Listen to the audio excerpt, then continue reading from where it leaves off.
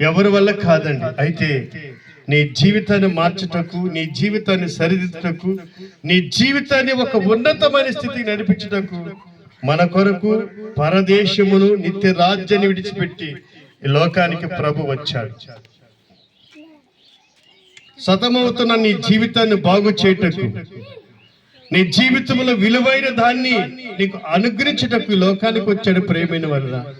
అందుకే పరిశుద్ధ గ్రంథం రాయబడింది, పాపులకి ఆయన రాజ్యం చోటు లేదు.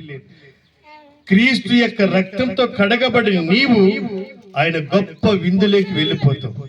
ఆ గొప్ప విందు నువ్వు కావాలంటే ఈ రోజు నుంచి, ఈ దినము నుంచి ప్రభు యొక్క ఆయన గురించి నీవు తెలుసుకుంటే నీ జీవితాన్ని మార్చటకు సమసిద్ధమైన దేవుడు.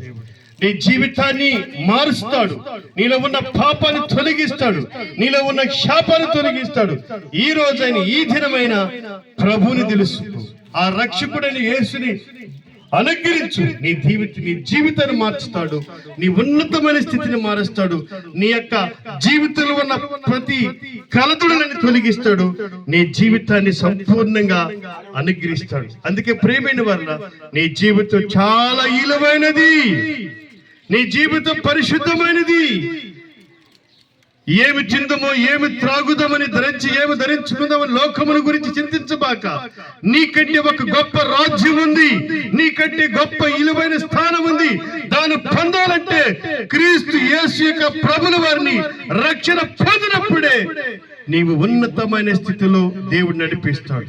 ఈ దినము నుంచైనా ఈ రక్షణ సువార్తని వింటున్న నీవు నీ జీవితాన్ని బాగు చేయుటకు, నీ జీవితాన్ని మార్చుటకు, నీ జీవితంలో కలతలు తొలగించుటకు, నీ జీవితంలో విరోధమైన అపవిత్రమైన కార్యాలు శుద్ధి చేయుటకు ఈ లోకానికి వచ్చిన సర్వోన్నతుడైన దేవుడు ఇప్పుడైనా, ఈ దినమైన, ఈ క్షణమైన సమయం దాటి పోక మునిపే, రేపనేది నీకు అనుగ్రహించబడక మునిపే ఈ క్షణములో ప్రభుని ఖచ్చితంగా ఆయన కోరుకొని జీవితాన్ని మారుస్తాడు.